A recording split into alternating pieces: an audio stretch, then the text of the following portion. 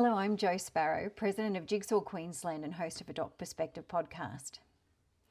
34 years ago, Queensland took a historic step forward.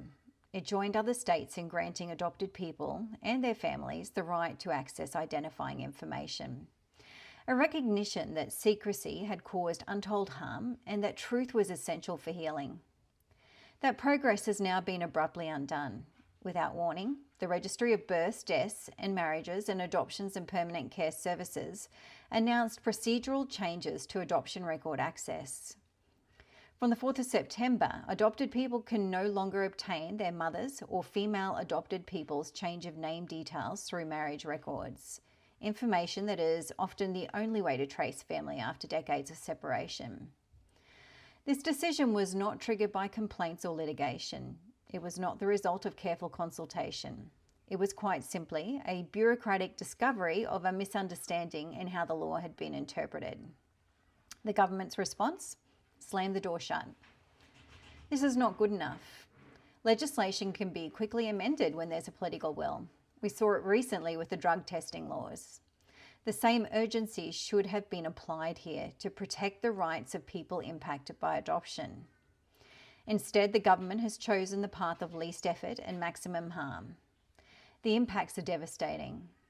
Mothers who lost children to forced adoption, mostly young, vulnerable women, are now effectively untraceable through safe and ethical means if they married and changed their names. Adopted people, already burdened with lifelong questions about identity and belonging, are now denied the very tools they need to find answers. This action won't stop families trying to connect and reunite, but it will force them into less ethical and optimal means, such as through genealogical DNA testing. It is also discriminatory, in that it will primarily impact only women, as men do not change their names through marriage. The changes also limit access to sibling names, informant names, and addresses, all of which post-adoption support services such as Jigsaw Queensland use every day to connect families. These decisions also breach the spirit of both the national and state apologies for forced adoptions. Those apologies promised openness, truth, and compassion. Instead, Queenslanders are experiencing regression, secrecy, and harm.